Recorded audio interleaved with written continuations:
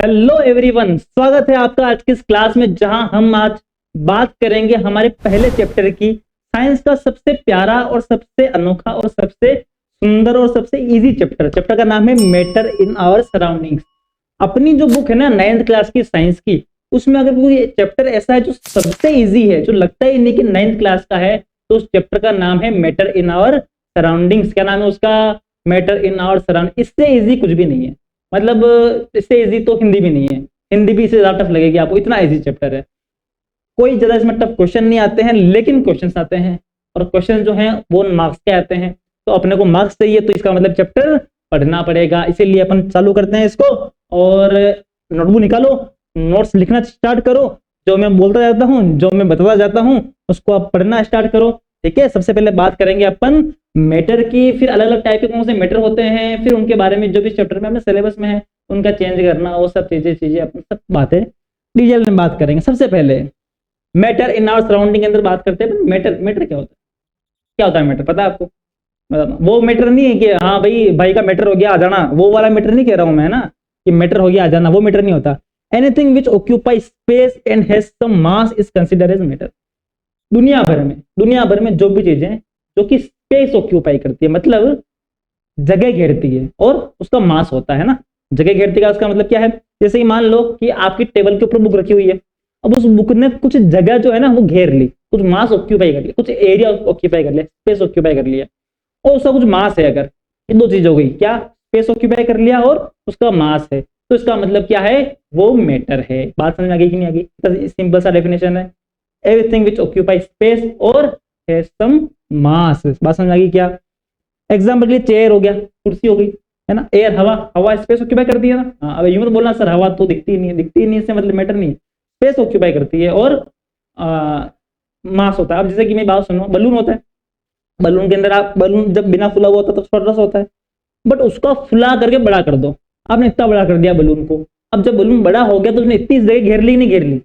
अब वो जगह जो घेरी हुई बलून की वजह से घिरी हुई है, वो ऑक्यूपाई स्पेस बलून की वजह से हो रखा है या एयर की वजह से हो रखा है? किसकी वजह से हो रखा है? वो एयर की वजह से हो रखा है। इसका मतलब क्या है कि एयर भी जो होती है स्पेस ऑक्यूपाई करती है। जैसे रिवर हो गई, नदी हो गई, या कोई भी जो चीज आप देख सकते हो, जो चीज आपको दिखती है जो स्पेस ऑक्यूपाई करती है, वो सब क्या होती है? मैटर होती है। बात समझ में आ गई क्या? सिंपल सा चैप्टर के नाम का जो फर्स्ट वर्ड है मैटर, वो समझ में आ गया। मैटर क्या होता है? All matters are made up of very small particle. अब ये जो मैटर है दुनिया भर में, ये सारे के सारे पार्टिकल, ये सारे वो छोटी छोटी चीजों से मिलकर बने होते हैं, छोटे छोटे पार्टिकल से मिलकर बने होते हैं। These particles are known as atoms, molecules और आयंस। इन पार्टिकल को हम बोलते हैं एटम्स, मॉलिक्यूल्स और आयंस। अब क्या है, वो एटम्स और मॉलिक्यूल के बारे में अपन बात करेंगे बाद में आने वाले फ्यूचर चैप्टर में। अब फर्स्ट चैप्टर में अपन बात नहीं करते हैं, इसलिए अपन क्या करेंगे, इनको भी पार्टिकल कह रहे हैं। जस्ट इमेजिन आपको पता ही नहीं है अभी कि एटम क्या होता है, आपको नहीं पता एटम क्या होता है ना, सर हमको क्या पता, जानते ही नहीं। आप ये समझ लो छोटे छोटे पार्टिकल, जैसे ईंटों से मिलकर दीवार बनती है, दीवार से मकान बनता है। बात समझ में आ गई? तो वैसे ही छोटे छोटे पार्टिकल से मिलकर क्या बना हुआ है? मैटर बना हुआ। हर मैटर, चाहे वो अब एयर ले लो, चाहे चेयर ले लो, चाहे आप रिवर ले लो, कुछ भी ले लो, लेकिन किससे मिलकर बना हुआ है? वो किससे मिलकर बना हुआ है? वो बना हुआ है पार्टिकल से, छोटे छोटे पार्टिकल। वो पार्टिकल क्या होते हैं, उनकी प्रॉपर्टीज क्या होती है, उसके बारे में अपन बात करते हैं। चलें भाई, चलो क्या प्रॉपर्टीज होती है? तो सबसे पहली प्रॉपर्टी होती है, वो होती है वेरी स्मॉल। अरे काला रंग कैसा हो गया? नजर नहीं लग जाए इसलिए, 9th क्लास का पहला चैप्टर है तो नजर से बचने के लिए काला रंग हो गया। कोई बात नहीं, इसको सफेद कर देते हैं। वेरी स्मॉल साइज, सबसे पहले तो चीज क्या है, इन पार्टिकल्स की जो साइज होती है ना बहुत ज्यादा छोटी होती है। इतनी छोटी होती है आपको दिखते भी नहीं, अपनी आंखों से अपने को नहीं दिखते, है ना। पार्टिकल मतलब वो मैटर दिखता है, जिन पार्टिकल से मिलकर बना हुआ वो अपने को नहीं दिखता। सेकेंड है कंटिन्यूअस मोशन, वो कंटिन्यू मोशन में होते, है ना। अब डिपेंड करता है कि वो पार्टिकल कौन से मैटर का है ना। तो अपन बाद में बात करेंगे सॉलिड, लिक्विड, गैस वगैरह। तो किसी किसी मैटर में हो सकता है कि वो बहुत ज्यादा मूवमेंट कर रहे हैं, किसी किसी मैटर में हो सकता है कि उन पर जगह ही नहीं है तो कम कम मूवमेंट कर रहे हैं, बट मूवमेंट करते हैं, बट चलते हमेशा है वो। बात समझ में आ गई ना? कंटिन्यूअसली मोशन में होते हैं वो। ठीक है। फोर्स ऑफ अट्रैक्शन, ये जो भी पार्टिकल्स होते हैं ना, जो जिससे मैटर बना हुआ है, इन सब के बीच में आपस में क्या होता है? एक फोर्स ऑफ अट्रैक्शन होता है। ठीक है। तो particles of matter have force of attraction between. बात समझ आ गई? तो जो भी पार्टिकल्स होते हैं उनके बीच में क्या होता है? एक फोर्स ऑफ अट्रैक्शन होता है। गैप्स बिटवीन पार्टिकल, इन पार्टिकल के बीच में गैप होता है, खाली जगह होती है ना। अब वो कम होती है या ज्यादा होती है वो बात की बात है, बट गैप जरूर होता है। बात समझ में आ गई? समझ में आ गई? समझ आ गया। अब चलते हैं अपन, चारों प्रॉपर्टी होगी। पहली प्रॉपर्टी कौन सी होगी, फटाफट बोलो, कौन कौन सी हो गई, मन में बोल लेना, मेरे सामने नहीं बोल रहे, नोटबुक में लिख लेना बिना देखा देखे एक बार। पहली प्रॉपर्टी कौन सी हो गई कि जो भी पार्टिकल्स होते हैं बहुत ज्यादा छोटी साइज के होते हैं, इतनी छोटी साइज दिखते भी नहीं है। सेकंड प्रॉपर्टी कंटिन्यूअसली मूव करते हैं। Third property force of attraction होता है उनके बीच में। और फोर्थ प्रॉपर्टी कौन सी हो गई, कौन सी हो गई, गैप्स होता है उनके चारों के बीच में। कौन सा होता है, क्या होता है उनके चारों के बीच में, उनके पार्टिकल्स के बीच में क्या होता है, गैप होता है। ठीक है, चले आगे। चलिए अब बात करते हैं अपन पहले टाइप का मैटर। पहले टाइप का मैटर, एक सेकंड, इसमें सर ऊपर है ना, मेरी लाइट एडजस्ट नहीं हो रही है तो शायद ये आपके इसके अंदर रिफ्लेक्शन आ रहा है। लाइट एडजस्ट करता हूँ, एक सेकंड होल्ड करो।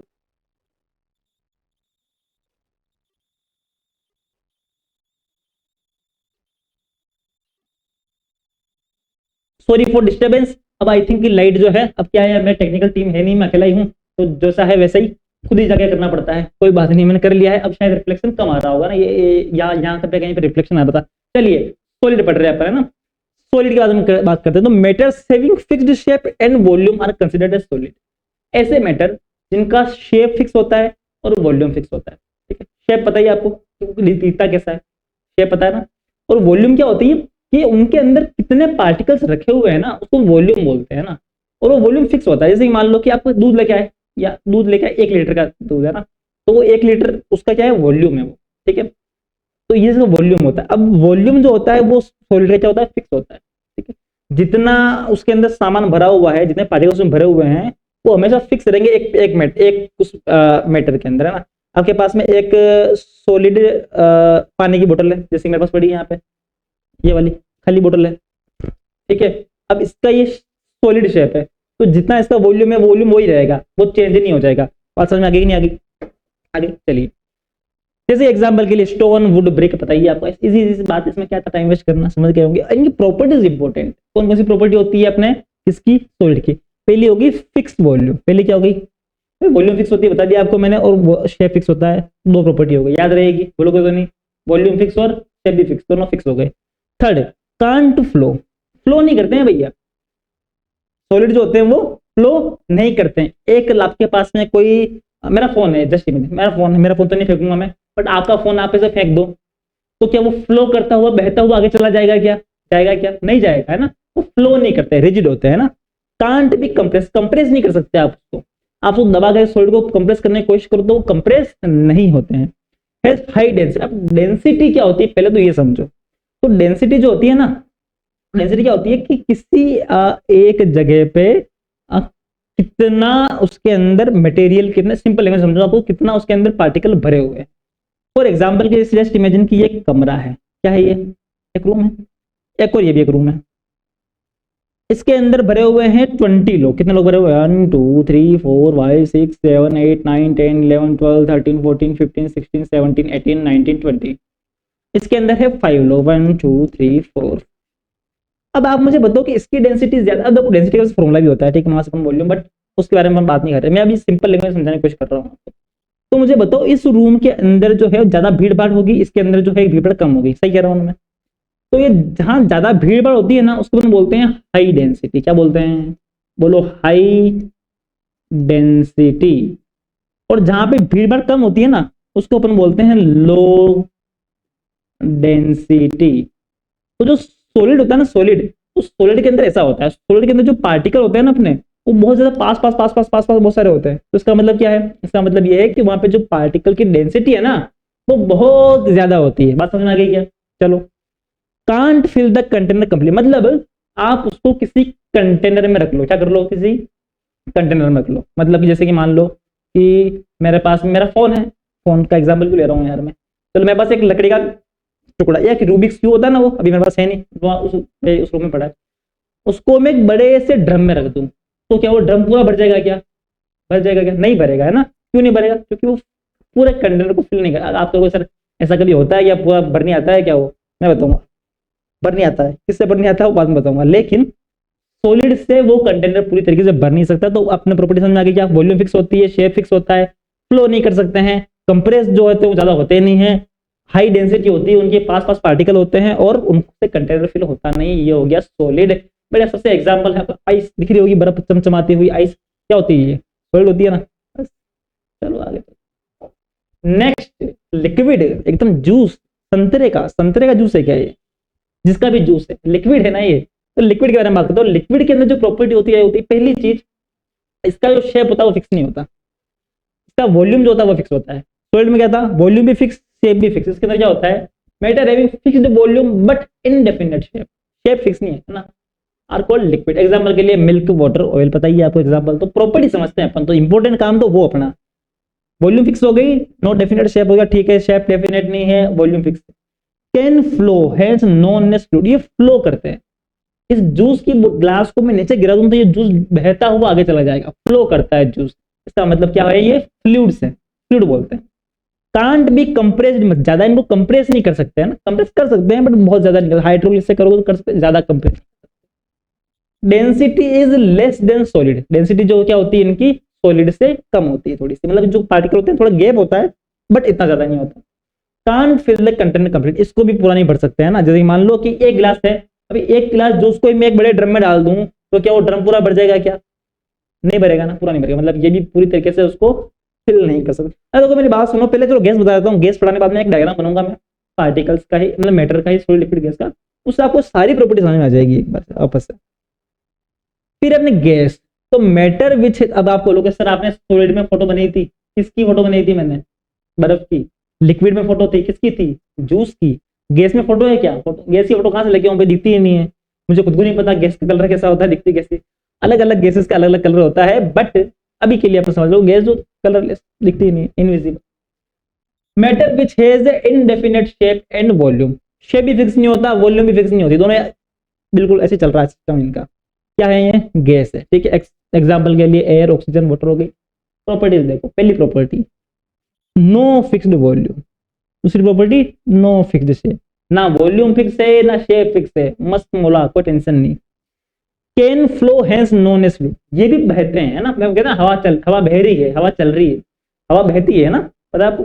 तो गैस जो होती है वो भी क्या होती है, फ्लो, क्या कहते हैं उसको, फ्लो करती है, इसलिए क्या बोलते हैं उसको, फ्लूइड बोलते हैं। लीस्ट डेंसिटी इसकी सबसे कम होती है, दूर दूर पार्टिकल रहते हैं, आराम से मौज मारते हैं, कोई टेंशन वाली बात नहीं है। कांट भी, अबे गलत तो लिख दिया, कैसे लिखा है, कैन बी कंप्रेस, मुझे लगा गलत कैसे लिखनी आ गया, पढ़ने में गलत पढ़नी आ गया। कैन बी कंप्रेस, इनको कंप्रेस कर सकते हैं, गैस को बड़े कंप्रेस कर सकते हैं अपन। आपके घर में जो गैस की टंकी होती है ना, देखिए क्या लाल कलर की, कौन से कलर की, लाल कलर की होती है क्या? लाल रंग की होती है आई थिंक ज्यादातर लोगों के घर में। तो उस गैस की टंकी के अंदर क्या गैस भर रखी है, बट जब उसको अंदर वो कभी वो लीकेज होता है तो क्या होता है, गैस निकलती करके, बहुत सारी गैस निकलती। अब उस गैस को उसमें भर कैसे रखा है, उसको कंप्रेस करके पर रखा, उसको क्या कर रखा है, कंप्रेस करके पार्टिकल पास पास पास ला करके उसको कंप्रेस कर रखा है। समझ में आ गई? तो इसलिए उसका नाम तो एलपीजी होता है, बट ऐसे गैस आती है सीएनजी भी आती है, इसका नाम यही है कंप्रेस्ड नेचुरल गैस, क्योंकि नेचुरल गैस को क्या कर लिया अपन, कंप्रेस कर लिया। बात समझ में आ गई क्या? चलो, कैन फिल द कंटेनर, इसमें कंटेनर पूरा भरने आ जाएगा। ये पूरा रूम है, इस रूम के अंदर में छोटी सी गैस भी लेके आऊँ, हल्की सी गैस लेके आऊंगा, है ना, कोई भी गैस में नाइट्रोजन लेके आया, नाइट्रोजन आके मैंने ढक्कन खोल दिया नाइट्रोजन का, तो वो पूरे कमरे में फैल जाएगी, वो पूरा कमरा भर देगी वो। इसका मतलब गैस जो होती है वो कंटेनर को पूरा फिल कर सकती है, सॉलिड लिक्विड के बस की बात नहीं है। बात समझ में आ गई क्या? अब देखो मैं ये कहना चाह रहा हूं आपको, एक डायग्राम देखो, आप क्या देखो, एक डायग्राम, ये क्या है, सॉलिड। अब बच्चे ये मत बोलना कि सर रेड कलर तो अच्छा नहीं है, मेरे जो यहाँ पे ऑफलाइन में बच्चे पढ़ते हैं ना, प्यारे प्यारे से बच्चे, वो कभी कभी बोलते हैं सर ये कलर अच्छा नहीं लग रहा, कलर चेंज करो। क्या करें, करना पड़ता है। ये क्या है आपके लिक्विड, और ये क्या है आपके गैस, ठीक है। अब देखो सॉलिड के अंदर क्या होता है, सॉलिड के अंदर जो पार्टिकल्स होते हैं वो बहुत ज्यादा पास पास पास पास पास पास पास पास पास पास पास, हाँ ऐसे समझ गए ना आप, बहुत ज्यादा पास पास पास पास पार्टिकल होते हैं। अब मुझे बताओ कि, अब है ना, देखो ये फोटो देख के आप सब प्रॉपर्टी बता दोगे मुझे, मुझे बताओ कि पार्टिकल जब पास पास है तो क्या ये जो पार्टिकल्स है इनकी डेंसिटी हाई होगी या कम होगी? बहुत ज्यादा पास, इतने सारे पार्टिकल, मतलब डेंसिटी क्या होगी, एकदम भयंकर लेवल की हाई डेंसिटी होगी, ठीक है। जब पार्टिकल पास पास में तो क्या इनको इनके बीच में जगह है क्या, बीच में गैप हो गया? नहीं, गैप कम होगा। अगर गैप कम है तो क्या इनको कंप्रेस कर पाऊंगा क्या? नहीं, कंप्रेस नहीं कर पाऊंगा। बात समझ में आ गई नहीं आ गई? ठीक है। ऐसे मान लो कि जो लिक्विड होता है उसके अंदर क्या होता है, पार्टिकल थोड़े थोड़े से दूर होते हैं, हल्का हल्का सा गैप होता है, गैप होता है बट थोड़ा कल कम होता है, ठीक है। कम होता है तो क्या होता है, इनके पास में जगह थोड़ी सी है तो डेंसिटी क्या हो गई, इसके मुकाबले कम हो गई, ठीक है। और इनको कंप्रेस कर सकते हैं, इनको कंप्रेस कर सकते हैं, इतनी जगह भी नहीं है कि ज्यादा कर पाए, हल्का कंप्रेस कर सकते हैं।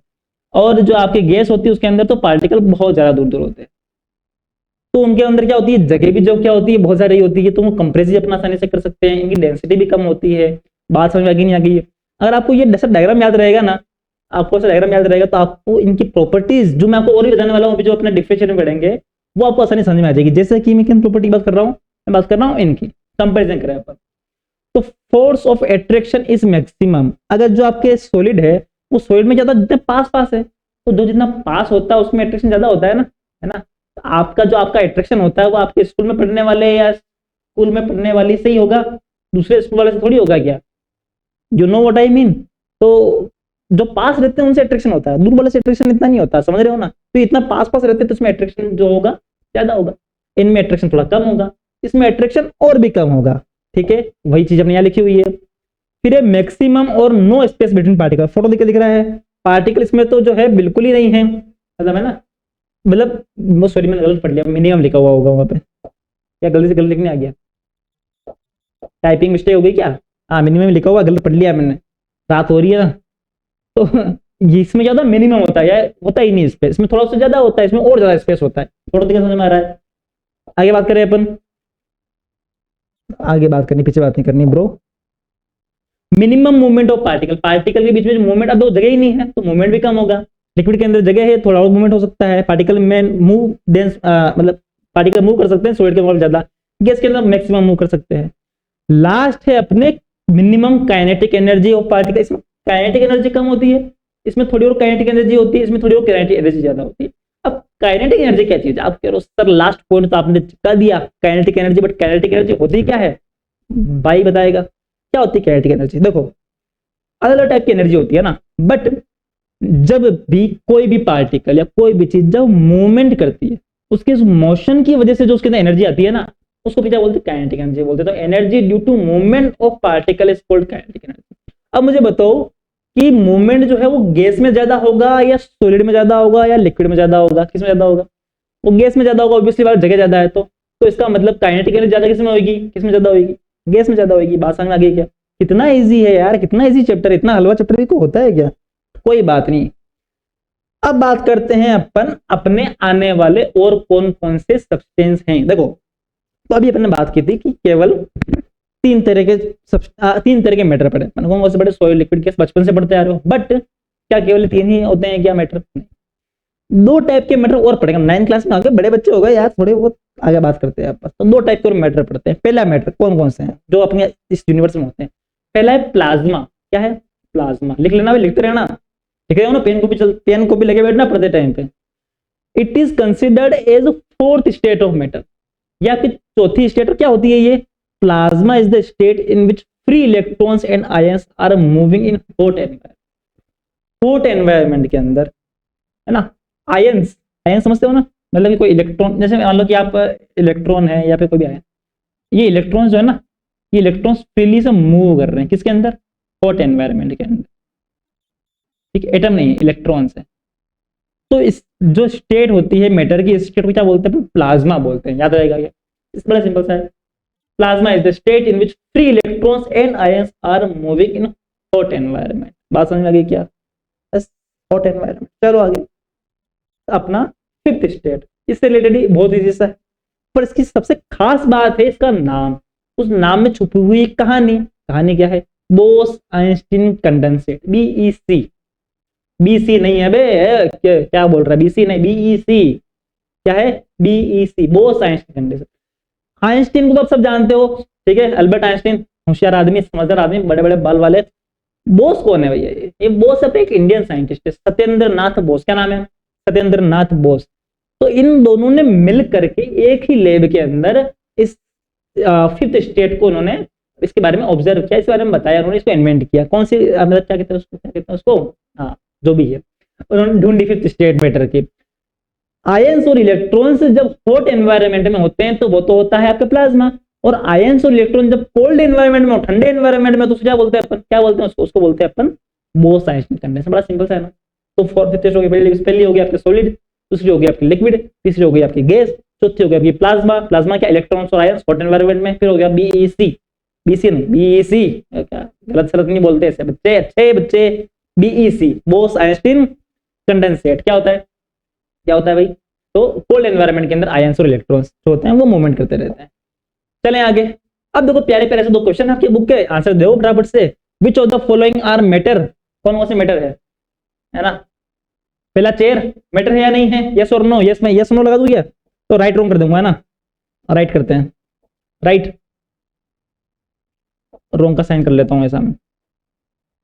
एयर, एयर मैटर है क्या, एयर स्पेस ऑक्यूपाई करती है ना, जो भी स्पेस ऑक्यूपाई करती है और इसमें मास होता है, तो मास भी होता है, स्पेस ऑक्यूपाई करती है, तो एयर भी क्या है आपके मैटर। लव, लव से मैटर होते हैं भाई, लव मैटर नहीं होता, लव की वजह से मैटर होते हैं पर लव मैटर नहीं होता। तो लव जो है कोई स्पेस ऑक्यूपाई नहीं करता, आपके दिल में स्पेस ऑक्यूपाई कर रखा है इसका मतलब बात अलग है, लेकिन लव नहीं करता। स्मेल, स्मेल एक फील है ना, स्मेल भी स्पेस ऑक्यूपाई नहीं करता, ये भी नहीं है। हेट, आपके दिल में कितनी नफरत भरी हुई हो पर हेट जो होता है कितनी जगह घेर रखी हो आपके दिल में, लेकिन वो स्पेस ऑक्यूपाई नहीं कर रहा अपने अर्थ के ऊपर। बात समझ में आ गई। आप बादाम, बादाम स्पेस ऑक्यूपाई करती है क्या, बिल्कुल मैटर है।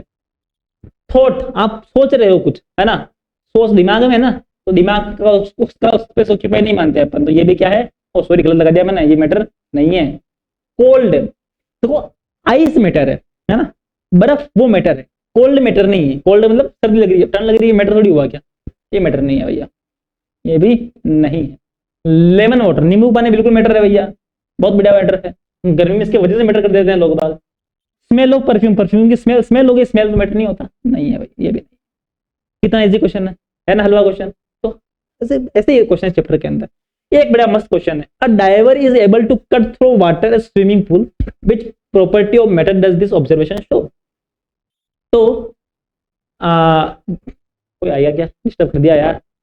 देखो तो क्वेश्चन ये है कि डाइवर जो होता है तैरने वाला, वो पानी के अंदर जब ऐसे हाथ मारता है तो पानी को तो कट कर देता है, बट जो सॉलिड होते हैं उसको कैसे, तो ये क्वेश्चन नहीं है लेकिन ऐसा क्वेश्चन आता है, सॉलिड होता है उसको कट क्यों नहीं कर रहा, ये कौन सी प्रॉपर्टी की वजह से होगा। देखो क्या होता है कि लिक्विड होता है ना, लिक्विड के अंदर होता है पार्टिकल के बीच में स्पेस, ये वाली प्रॉपर्टी, उसके बीच में क्या होता है, लिक्विड के अंदर जो पार्टिकल्स होते हैं उसके बीच में क्या होता है, स्पेस।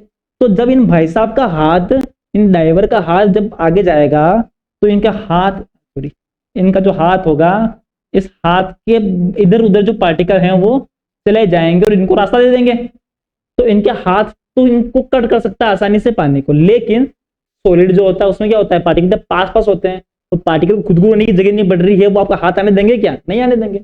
इस वजह से सॉलिड के अंदर आप इस हाथ आर पार नहीं निकाल सकते, लेकिन लिक्विड में निकाल सकते। गैस में आसानी से हाथ घुमा ही रहे हैं, हवा में हाथ घुमा रहा हूं मैं, बात समझ में आ गई ना।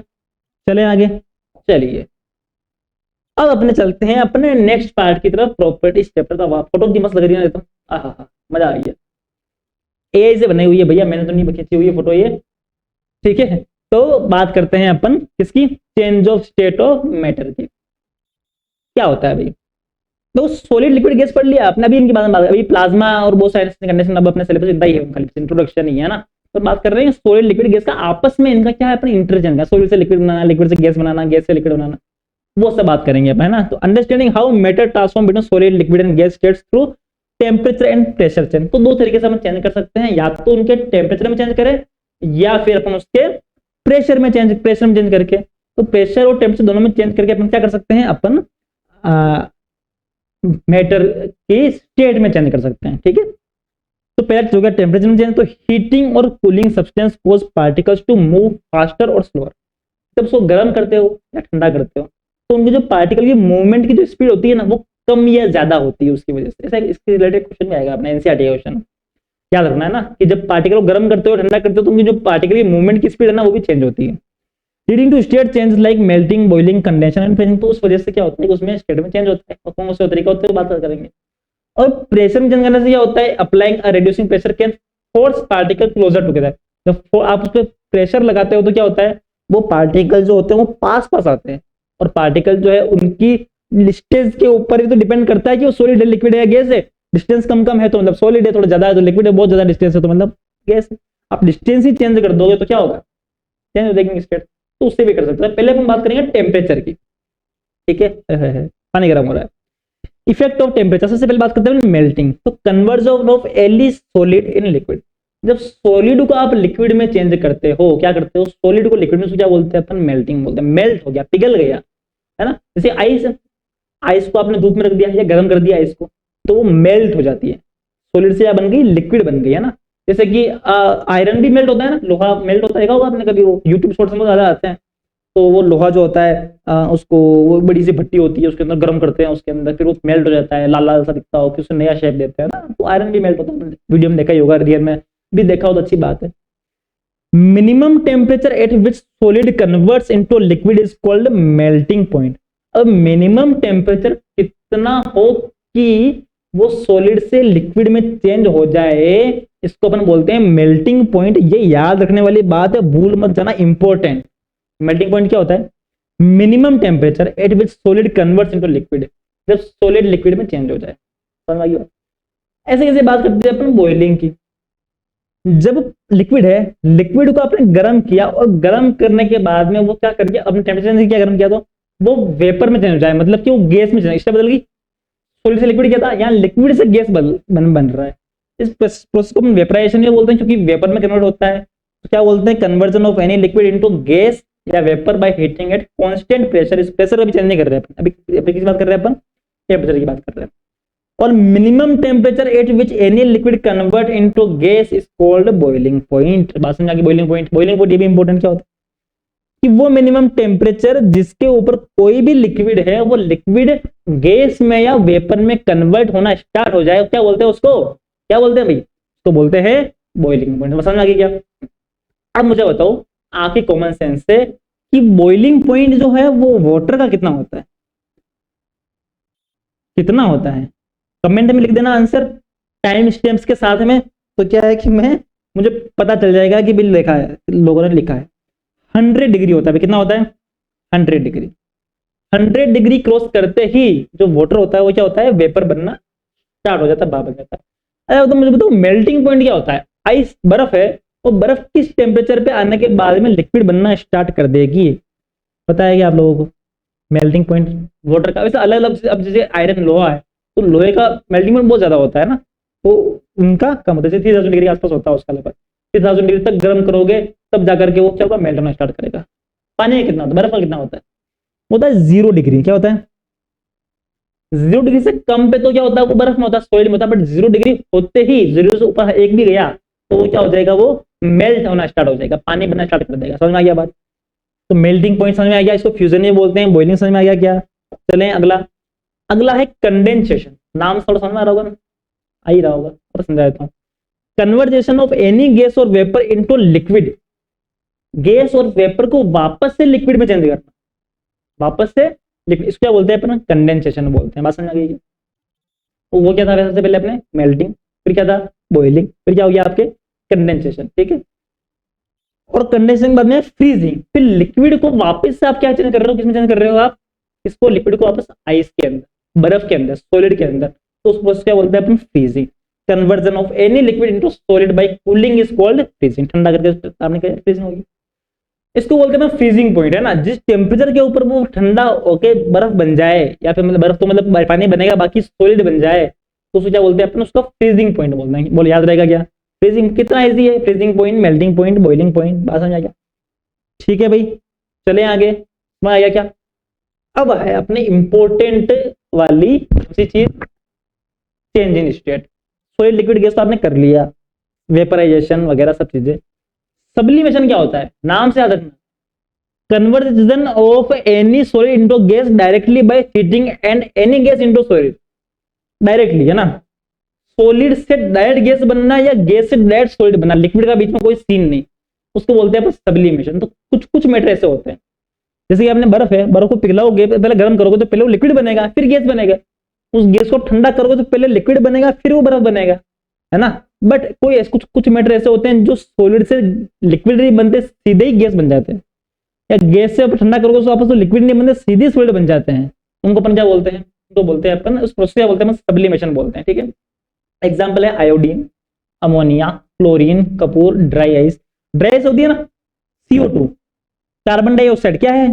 गैस है, इस गैस को आप करो ठंडा, क्या करोगे आप? ठंडा किया, ठंडा करेंगे इसलिए ब्लू कलर से करेंगे। ठंडा करोगे तो वो बनेगी ड्राई आइस। क्या बनेगी? Dry ice. कभी ड्राई आइस देखी है क्या? नमक के क्रिस्टल जैसे होती है। और आप शादी ब्याह के अंदर जो ब्याह समझते हो ना, राजस्थान से अगर कोई वीडियो देख रहा तो पता ही होगा, बाहर का तो मुझे पता नहीं, ब्याह बोलते हैं शादी को हमारे यहाँ राजस्थान में। तो शादी ब्याह के अंदर आपने देखा होगा कि वो जब स्मोकी स्मोकी इफेक्ट होता है ना, दूल्हा दुल्हन की एंट्री के ऊपर एकदम बढ़िया बढ़िया सा धुआं निकलता होता है। वो धुआं कैसे निकलता है? वो पानी के अंदर क्या करता है, ड्राई आइस डाल देते हैं। तो ड्राई आइस जो होती है एकदम से फिर क्या होती है, वेपर में चेंज होती है। पानी में जैसे टेम्परेचर उसको बढ़ते ही हो, वो वेपर में चेंज होती है, तो धुआं धुआं सा इफेक्ट आ जाता है वहां पे। तो इसको जब ठंडा करते हो ना, मतलब इसको गर्म करते हो ना, तो ये लिक्विड में चेंज नहीं होती है, सीधे क्या बन जाती है, ड्राई आइस बन जाती है, बर्फ बन जाती है, सॉलिड बन जाती है। और इसको आप वापस से ठंडा करोगे, उल्टा बोल रहे, इसको वापस गर्म करोगे तो क्या बन जाएगी, वापस से ये गैस बन जाएगी, ड्राई आइस। समझ में आ गया क्या? ठीक है, ऐसे कपूर होता है, अमोनिया होता है। This process skips the liquid phase entirely, going directly from solid to gas और gas to solid। Direct solid से गैस बन जाती है, गैस से सॉलिड बन जाती है। बात समझ आ गई क्या? अब जो है अपन इसके अंदर प्रेशर का पढ़ने से पहले एक डायग्राम बना लेते हैं, बढ़िया बढ़िया सा कन्वर्जन वाला। अपनी बुक के अंदर भी ऐसे बता रहा हूँ, बाकी तो कुछ जरूरत वाली बात है नहीं। चलो देखो, जस्ट इमेजिन क्या, इमेजिन करो आप सॉलिड, इमेजिन क्या सच में सॉलिड ही है ना। इस सॉलिड को अगर मैं चेंज करूं किसके अंदर, लिक्विड के अंदर, सबसे पहले तो सॉलिड था, इसको मैंने क्या किया, पिघला करके क्या बना दिया, लिक्विड बना दिया। इस प्रोसेस को क्या बोलते हैं, आपको पता ही होगा क्या बोलते हैं इसको। इस प्रोसेस को बोलते हैं अपन मेल्टिंग। याद रहेगा क्या? भूलोगे तो नहीं, ठीक है। मेल्ट करना, नाम समझ में आ रहा होगा। इस लिक्विड से फिर वापस से अपन इसको क्या बना दिया, गैस बना दिया। क्या बना दिया अपन ने, इसको गैस बना दिया, ठीक है, गैस बना दिया। क्या कर दिया अपन ने, गैस बना दिया। क्या बोलते हैं इसको, वेपराइजेशन बोलते हैं। क्या बोलते हैं, वेपराइजेशन बोलते हैं क्या? या बॉइलिंग भी बोलते हैं अपन, वेपराइजेशन या बॉइलिंग। बॉइलिंग पॉइंट था ना, बॉइलिंग, ठीक है। बात समझ में आ गई। सॉलिड से लिक्विड, लिक्विड से गैस। जब गैस से वापस से आप क्या बना रहे हो, इसको लिक्विड बना रहे हो, गैस से आपने क्या कर दिया, इसको वापस से लिक्विड बना दिया। फिर से बनाओ, जैसे बना देता हूं।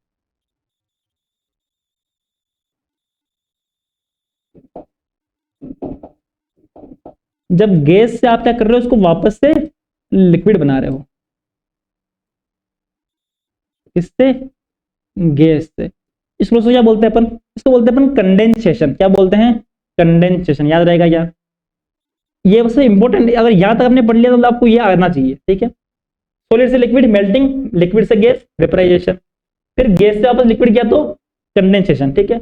और कंडेंसेशन के बाद में लिक्विड से वापस आपने क्या बना दिया, उसको सॉलिड बना दिया, जैसे बर्फ बना दिया आपने। पानी को वापस क्या बना दिया आपने, बर्फ बना दिया। क्या बना दिया, बर्फ बना दिया, सॉलिड बना दिया। तो इस प्रोसेस क्या बोलते हैं अपन, फ्रीजिंग बोलते हैं। क्या बोलते हैं, फ्रीजिंग बोलते हैं, ठीक है।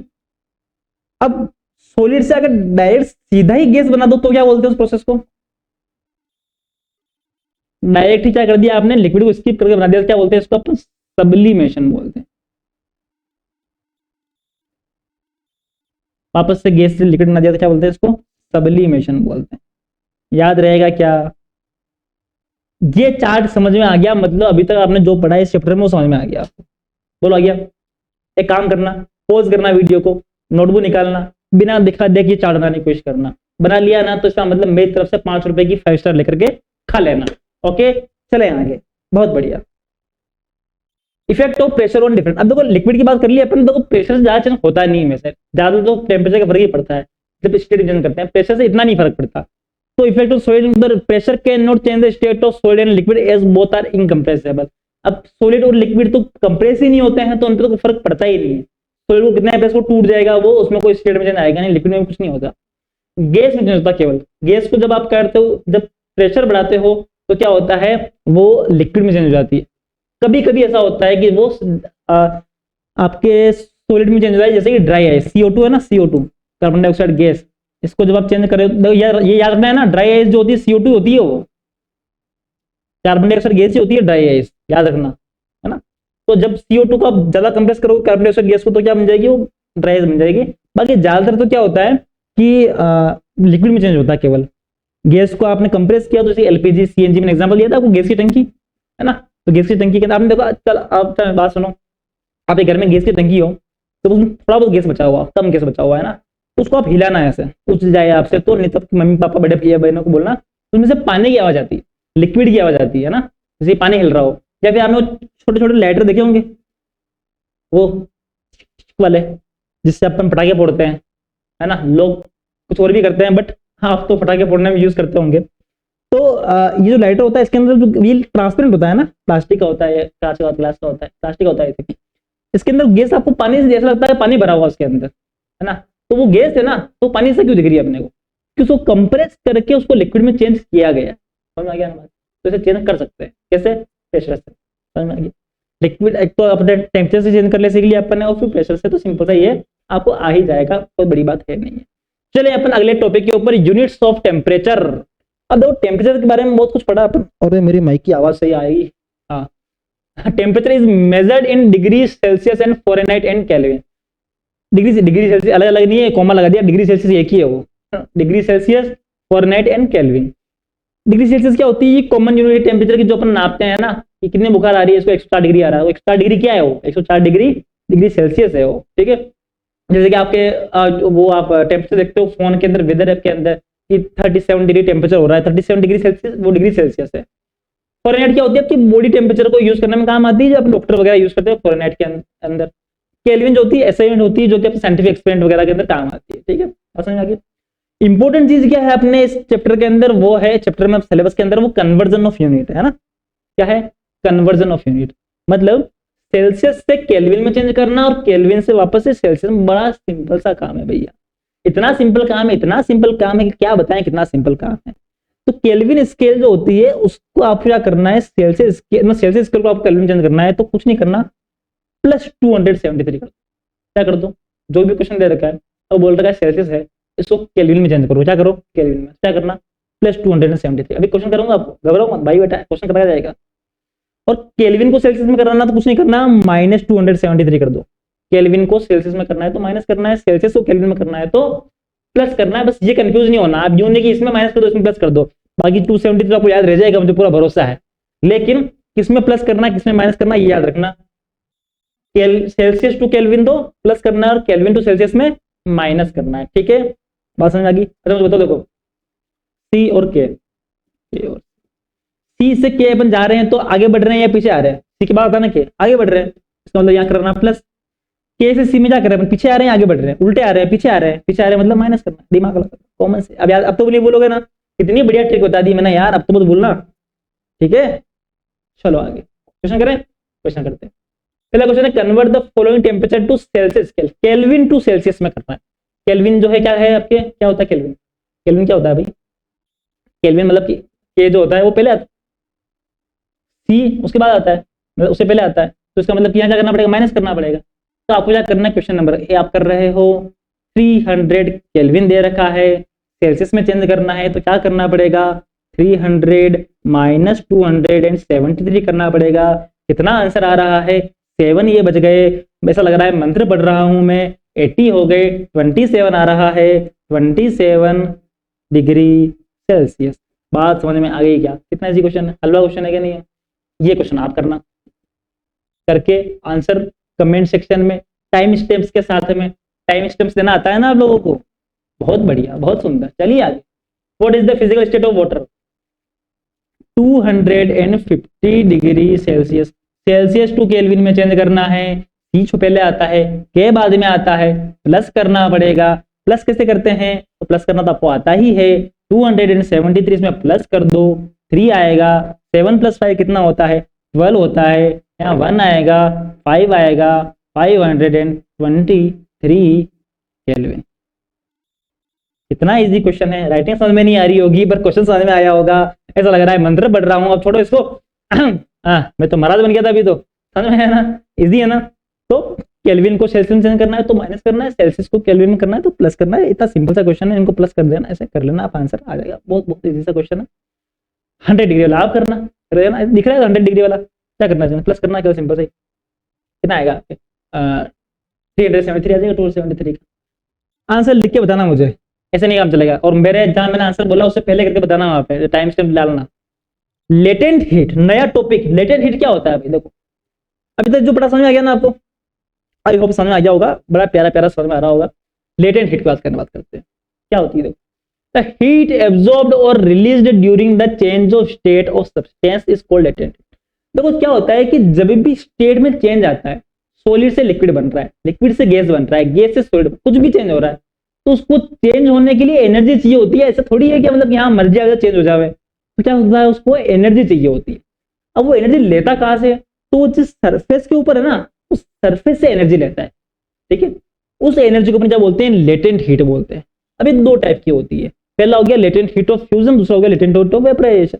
तो heat required to change the state of 1 gram of solid completely into liquid. जब सॉलिड लिक्विड में चेंज हो रहा है, 1 ग्राम सॉलिड है वो लिक्विड में चेंज हो गया, मेल्ट हो गया, तो उसको कितनी एनर्जी की जरूरत पड़ी? वो कितनी एनर्जी कितनी है? वो लेटेंट हीट के बराबर है। उस एनर्जी को क्या बोलेंगे अपन? लेटेंट हीट बोलेंगे, लेटेंट हीट ऑफ फ्यूजन बोलेंगे। याद रहेगा, भूलोगे तो नहीं। दूसरा है लेटेंट हीट ऑफ वेपराइजेशन। इसके बढ़िया बड़ी काम की चीज है भैया, ये बहुत काम की चीज है, क्योंकि ये अपनी डेली लाइफ में बड़ी काम आती है, इसमें क्वेश्चन भी बड़े आते हैं, ठीक है। क्या चीज है ये? कि आपके 1 ग्राम लिक्विड को गैस में चेंज होने में, वेपर में चेंज होने में जितनी एनर्जी लगानी पड़ रही है, उस एनर्जी को क्या बोलेंगे अपन? लेटेंट हीट बोलेंगे, लेटेंट हीट ऑफ वेपराइजेशन बोलेंगे। बात समझ आ गई क्या? लिख लिया क्या आपने? तो लिखो, ठीक है। लेटेंट हीट ऑफ वेपराइजेशन और लेटेंट हीट ऑफ फ्यूजन। उसके बाद हम चलते हैं अपन आगे, क्वेश्चन करते हैं, बड़े प्यारे प्यारे से इससे रिलेटेड ही है। पहला, why does a desert cooler cool better on a hot dry day? एक कूलर है, उस कूलर के अंदर आपको एकदम बढ़िया बढ़िया सा ठंडी ठंडी हवा क्यों लगती है आपके गर्मी के दिनों में? रीजन बताओ मुझे कमेंट सेक्शन में टाइम स्टैम्प्स के साथ। होशियार बच्चे हैं, डाल देंगे, जितने बच्चे देखेंगे उतने डाल देंगे। चलिए ना, अगर जिसने यहाँ तक वीडियो देख लिया मतलब वो तो डाल ही देंगे यार, इतना देख लो तो मैं बताता हूँ। देखो आपको, जो कूलर होता है ना, उस कूलर, जैसे कि मान लो कूलर बना देता हूँ, फोटो बना देते हैं। वाह वाह वाह, नहीं ऐसे नहीं बनेगा। कूलर बनेगा ऐसे। कैसे बनेगा भैया? कूलर बनेगा ऐसे। ये तो ब्लैक कलर बन गया।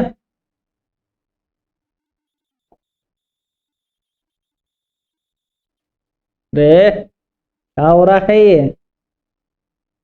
अरे क्या हो रहा है ये? कलर चेंज करना पड़ेगा क्या?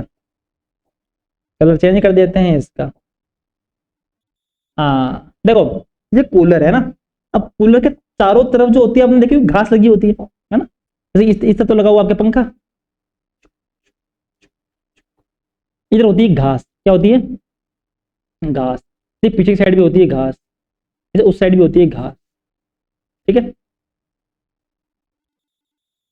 हाँ, डायग्राम है। अब क्या होता है कि इसके ऊपर जब मोटर चलती है वो इस घास को कर देती है पूरा गीला, ठीक है। और जब घास गीली हो जाती है तब क्या होता है, उसका गर्मी की वजह से क्या होता है, उसका वेपराइजेशन होता है। क्या होता है? वेपराइजेशन होता है। अब जब वो वेपराइजेशन होगा, तभी अपन बात की थी कि अगर कोई स्टेट में चेंज आ रहा है या वेपर बन रहा है, तो उसको क्या बोलते हैं अपन? लेटेंट बोलेंगे। वो एनर्जी लेगा, कहाँ से एनर्जी लेगा? सरफेस से। तो जब ये यहाँ पे जो पानी की बूंदे हैं, वो पानी की बूंदें उड़ करके ऊपर वेपर बन रही है, तो उनको जब स्टेट में चेंज होने के लिए एनर्जी चाहिए, तो एनर्जी लेगी कहाँ से? सरफेस से एनर्जी लेगी, और यहाँ के टेम्परेचर को वो कर देगी कम। टेम्परेचर कम हो जाएगा तो जो यहाँ से हवा आएगी वो अपने ऊपर क्या आएगी? ठंडी हवा आएगी। इतना सिंपल सा लॉजिक है, तो समझाने के लिए मेरे को डायग्राम बनाना पड़ा, तो वैसे आप समझ गए होंगे मेरे हिसाब से। तो सिंपल सा आना तरीका समझ आ गया ना। उसके बाद में अपना क्वेश्चन नंबर है, how does the water kept in earthen pot? मटकी के अंदर जो पानी होता है ठंडा क्यों होता है? Same concept.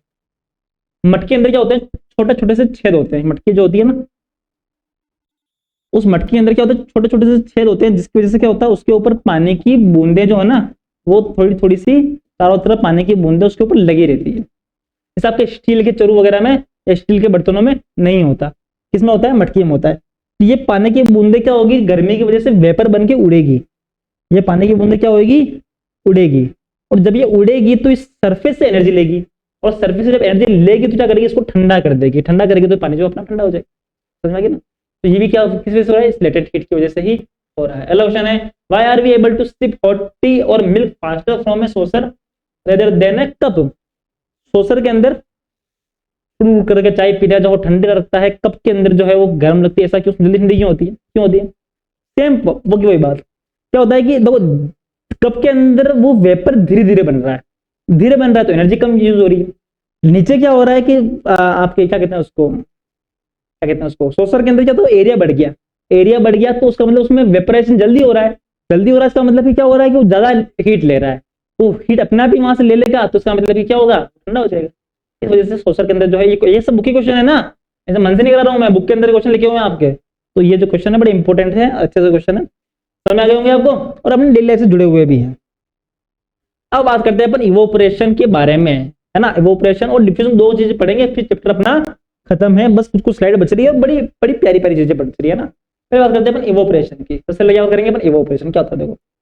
तो आपने पढ़ा वेपराइजेशन पढ़ा, कि जब लिक्विड सॉलिड में चेंज, सॉरी, लिक्विड जब गैस में चेंज होता है तो उसको क्या बोलते हैं अपन, वेपराइजेशन बोलते हैं। गर्म करते हो पानी को, वेपर बन जाता है, गर्म बन जाता है, भाप बन जाता है, क्या बोलते हैं इसको, वेपराइजेशन बोलते हैं। बट वो वेपर कब बनता है, जब उसके बॉइलिंग पॉइंट के टेम्परेचर पर पहुंचे। पानी का आपने गर्म कर रहे हो, 70 डिग्री तक गर्म किया, 80 डिग्री तक गर्म किया, 90 डिग्री तक गर्म किया, तो वो क्या होगा, उसके अंदर वो वेपर नहीं बनेगा। 100 डिग्री गर्म करोगे तब वो वेपर बनेगा, क्या बोलते हैं प्रोसेस को, वेपराइजेशन बोलते हैं। बट अगर कोई लिक्विड बिना उस 100 डिग्री जाए हुए, 100 डिग्री में पानी का होता नहीं, वो उसके बॉइलिंग पॉइंट को टच किए से पहले ही वेपर बन के उड़ जाए, क्या बोलेंगे इस प्रोसेस को, इसको बोलते हैं अपन evaporation. The change of liquid into vapor without reaching at its boiling point is called evaporation। यहाँ जो फोटो बन रही है ना, ये तो गर्म है, ठीक है, बट नॉर्मल जैसे मान लो कि आपके कमरे में, रूम में, फर्श पे, छत पे और पानी गिरा दिया आपने गिलास, तो क्या वो पानी वही रहेगा क्या, वो पानी उड़ जाएगा थोड़ी देर बाद में। क्या आपने उस छत को 100 डिग्री तक गर्म किया था क्या, नहीं किया था ना, बट फिर भी वो पानी उड़ गया, कैसे उड़ गया वो पानी, कैसे उड़ा, वेपराइज, वो वेपराइजेशन नहीं, क्या है, इवोपरेशन, क्या है वो, इवोपरेशन, समझ में आ गया। So the natural process occurs when liquid molecule gain enough energy to escape into the gas phase even at temperature below the boiling point। तो क्या होता है कि वह एक प्रोसेस होती है जिसके अंदर, नेचुरल प्रोसेस है ये इवोपरेशन, तो इसके अंदर क्या होता है कि वो इतनी एनर्जी खुद ही जनरेट, खुद ही अपनी एनर्जी ले लेते हैं कि हम सीधे वेपर में बन जाते हैं और वो खुद ही उड़ जाते हैं, इसको बोलते हैं अपन इवोपरेशन, ठीक है। अब इसके अंदर, अब ये जो इवोपरेशन होता है किन चीजों पर डिपेंड करता है, उसके बारे में बात करते हैं। पहला करता है टेम्परेचर के ऊपर, तो on increase in temperature rate of evaporation increase. देखो ये जो ना 1 2 3 4 5 चीजों पे डिपेंड करता है इवोपरेशन की स्पीड, कि इवोपरेशन फास्ट होगा या धीरे होगा। एक एग्जांपल दूंगा, उससे आप 5 चीज सीख जाओगे।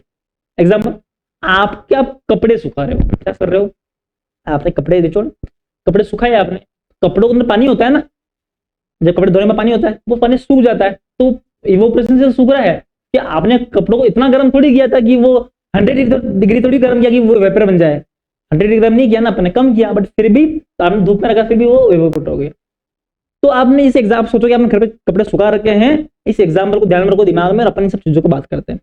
तो on increasing in temperature rate of evaporation increase, जब आप टेम्परेचर, मेरी बात सुनो कि धूप तेज पड़ रही है 12 1 बजे, तब कपड़े जल्दी सूखेंगे, या शाम के टाइम जब धूप कम है, टेम्परेचर कम है, तो कपड़े सूखेंगे, या सर्दियों में कपड़े जल्दी सूखेंगे, या गर्मी में ज्यादा सूखेंगे। सीधी बात है, गर्मियों के अंदर कपड़े जल्दी सूखते हैं, दोपहर को 12 1 बजे जल्दी सूखते हैं, मतलब टेम्परेचर ज्यादा होगा तो इवोपरेशन की स्पीड बढ़ेगी, टेम्परेचर कम होगा तो इवोपरेशन की स्पीड कम होगी। समझ में आएगी नहीं एग्जांपल से, या ना, ऐसे ऐसे अंगूठा ठीक लगा देना कमेंट के अंदर अगर समझ में आया तो।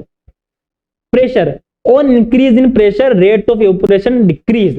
बात सुनो, आप कपड़े को एक तो क्या करो कि ऐसे खुले खुले बिना प्रेशर के टांग दो, या काम करो एक के ऊपर एक 5 6 कपड़े इकट्ठे आप टांग दो ऐसे एक ही जगह पे, एक ही तार के ऊपर, तो वो 5 6 कपड़े जहां में टांगा, जहां प्रेशर ज्यादा पड़ रहा है वो जल्दी सूखेंगे, या जहां पे अलग अलग आपने कपड़े टांग रखे हैं जहां पे प्रेशर कम है वो जल्दी सूखेंगे, कौन जल्दी सूखेंगे, जो अलग टांग रखे जल्दी सूखेंगे ना, क्योंकि उनपे प्रेशर कम है। तो प्रेशर ज्यादा होगा, प्रेशर क्या होती है, इनवर्स प्रेशर होता है, प्रेशर ज्यादा होगा तो इसका मतलब कि वहां पे इवोपरेशन स्लो होगा, प्रेशर कम होगा तो वहां पे क्या होगा, इवोपरेशन ज्यादा होगा। समझ में आ गया।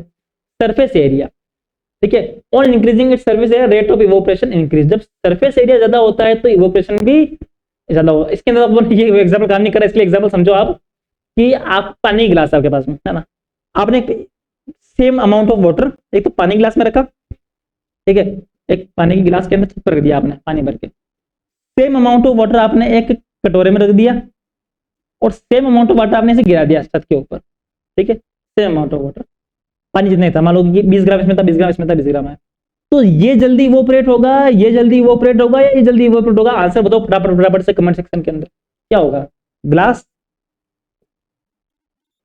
कटोरी, या ओपन में, कॉमन सी बात है, जो ओपन में है ना वो जल्दी इवोपोरेट हो जाएगा। क्यों होगा? क्योंकि उसमें एरिया बढ़ गया, एरिया ज्यादा तो इवोपोरेशन की स्पीड बढ़ जाती है। इसमें एरिया उससे कम तो उसमें उससे धीरे होगा, इसमें एरिया उससे भी कम है तो इसमें और धीरे होगा इवोपोरेशन। समझ में आ गया ना? अरे भाई भाई समझाता है, समझ में आता है, क्यों नहीं आता? ह्यूमिडिटी इन एयर, मेरी बात सुनो, जब एटमोस्फेयर में ह्यूमिडिटी हो, बारिश का मौसम होता है ना, उस टाइम में कपड़े जल्दी सूखते हैं या धीरे सूखते हैं? कपड़े धीरे सूखते हैं ना। तो उसका मतलब कि एटमोस्फेयर में जब ह्यूमिडिटी होती है तो कपड़े धीरे सूखते हैं। इसका मतलब यह है कि इवोपोरेशन की स्पीड कम होती है। तो इसका मतलब यह है कि ह्यूमिडिटी ज्यादा तो इवोपोरेशन की स्पीड कम, ह्यूमिडिटी कम तो इवोपोरेशन की स्पीड ज्यादा और इंक्रीजिंग सरफेस एरिया। इसमें उल्टा लिखनी आ गया क्या ब्रो? उल्टा लिखनी है यहाँ पे, गलत लिखनी आ गया यहाँ पे। ऑन इंक्रीजिंग यहां लिखना ह्यूमिडिटी, गलत लिखना humidity, rate of evaporation decrease. ठीक है ना? ह्यूमिडिटी टाइपिंग मिस्टेक हो जाती है, कोई दिक्कत वाली बात नहीं है ना। समझ गए होंगे, समझ गए ना आपको? ह्यूमिडिटी की वजह से ह्यूमिडिटी ज्यादा होगी तो इवोपोरेशन जल्दी होगा, कम होगा, उल्टा बोल दिया मैंने। विंड स्पीड, ठीक है। हमें बात सुनो, हवा तेज चल रही है तो कपड़े जल्दी सूखते हैं या हवा कम चल रही है तो कपड़े जल्दी? कॉमन सी बात है, हवा तेज चल रही है तो कपड़े जल्दी सूखते हैं। इसका मतलब ये है कि विंड की स्पीड ज्यादा होगी तो इवोपोरेशन की स्पीड भी बढ़ेगी, विंड की स्पीड कम होगी तो इवोपोरेशन की स्पीड भी कम होगी। कितना सिंपल सिंपल सा है। 5 चीजें, temperature, pressure, surface area, humidity and wind speed. पांचों याद रखने पॉइंट। पहली बात तो इन पांचों पॉइंट के बाद में आप इनके जो किसमें इंक्रीज हो रही किसमें डिक्रीज हो रही वो तो आप दिमाग लगा बता सकते हो। एग्जाम्पल ध्यान रखना, कौन सा वाला? कपड़े सुखाने वाला। एक ये भी याद रख लेना, इसके लिए सरफेस एरिया के लिए। ठीक है, चले आगे। डेली लाइफ का यूज होता है, देखो ये कपड़े सूख रहे हैं मस्त मस्त वाले, शर्ट दिख रही है क्या? शर्ट और लुंगी सूख रही किसी की। मुझे जो फोटो मिली वो लगा दी मैंने यार, मैं तो और भी अच्छे कपड़े कपड़े सूखने वाली ढूंढ रहा था बट मुझे यही मिला। ठीक है, इवोपरेशन ऑफ वाटर फ्रॉम सी, आपने देखा होगा समुद्र से पानी जो ऊपर उठता है, बारिश होती है तो बारिश कैसे होती है? क्या अर्थ का टेम्परेचर 100 डिग्री ऊपर थोड़ी हुआ, क्या कम हुआ ना, बट फिर भी पानी इवोपरेट होता है, ऊपर जाता है, कंडेंसेशन होता है, बारिश होती है, रेन की प्रोसेस पता ही है आपको। Evaporation of sweet from body, आपकी बॉडी से पसीना होता है तो भी तो उठता है ना। अरे मुझे बताओ, एक इससे बड़ी इंटरेस्टिंग बात और याद आ गई मेरे को। आपको जब पसीना होता है उसका मतलब पंखा चला लो, आप गर्मी में पसीना चल रहा है, आप बाइक पे बैठे हो आप, तो आपको ठंडा ठंडा लगता है। क्यों होता है ऐसा? ठंड लगती है ना, देखिए पसीना गर्मी में आप तो नहीं लगनी चाहिए ना, ठंड की लग रही है। क्योंकि जब आपको पसीना हो रहा है तो पानी की बूंद आपके ऊपर है, अभी तो आपको नहीं लग रही, बट जैसे आपने पंखा चलाया तो आपने पढ़ा है कि एयर की स्पीड बढ़ने से इवोपरेशन की स्पीड बढ़ जाती है। तो आपकी इवोपरेशन की स्पीड बढ़ जाएगी, पानी जल्दी इवोपरेट होगा, पसीना जल्दी इवोपरेट होगा।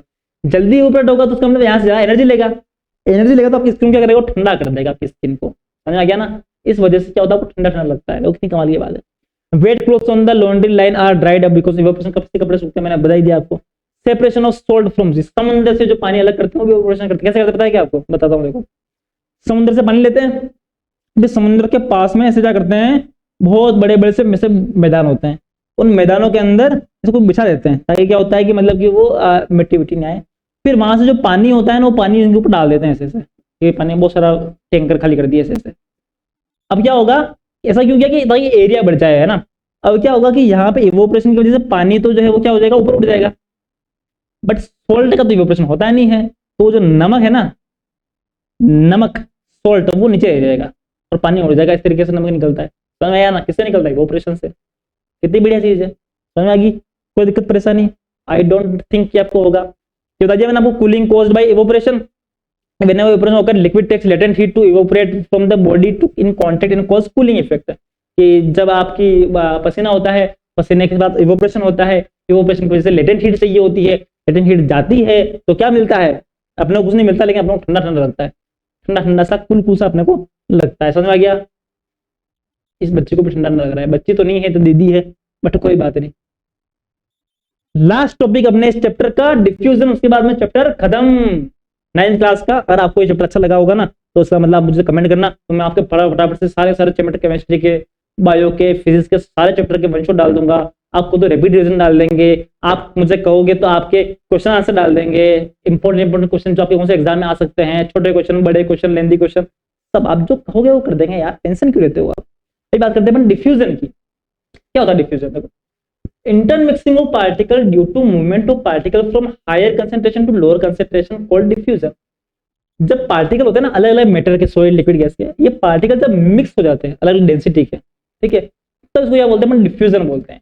This process occurs naturally as particles move from areas when they are more concentrated to area which are less concentrated. तो जब लेस कंसंट्रेटेड एरिया से मोर कंसंट्रेटेड एरिया की तरफ जो पार्टिकल्स मूव करते हैं तो उस वजह से वो आपस में मिल जाते हैं, उसको अपन बोलते हैं डिफ्यूजन। अभी डिफ्यूजन से क्या चीज होती है वो अपन बात करते हैं। पहला डिफ्यूजन इन गैस में होती है, ठीक है। तो डिफ्यूजन इन गैस फास्ट होती है डिफ्यूजन इन गैस के अंदर, क्योंकि इनकी जो काइनेटिक एनर्जी ज्यादा होती है, क्योंकि जल्दी फास्ट मूव करते हैं। मेरी बात सुनो, जैसे एग्जांपल देखो, आपने एक रूम के कमरे में कोने में अगरबत्ती जला दी, ठीक है। अब अगरबत्ती के जो स्मेल वाले पार्टिकल है, खुशबू वाले, तो वो पार्टिकल जो आपके रूम के नॉर्मल जो गैस वाली पार्टिकल है ना, ऑक्सीजन के या एयर के, उस पार्टिकल से फटाफट से क्या करते हैं, डिफ्यूज हो जाएंगे और पूरे ही कमरे में खुशबू फैल जाएगी। उस कोने में कोई बैठा, उसमें भी खुशबू आएगी। इसकी वजह से हुआ है, डिफ्यूजन की वजह से हुआ। समझ में आ गया नहीं आ गया, ठीक है। तो for example smell of incense stick reach intermixing in the wall, मैंने बताया वो लिखा हुआ, लिख लेना इसको, लिखना है ना, ऐसा नहीं सर ने बोल दिया तो बात ठीक है भाई, लिखना नोट्स पूरे।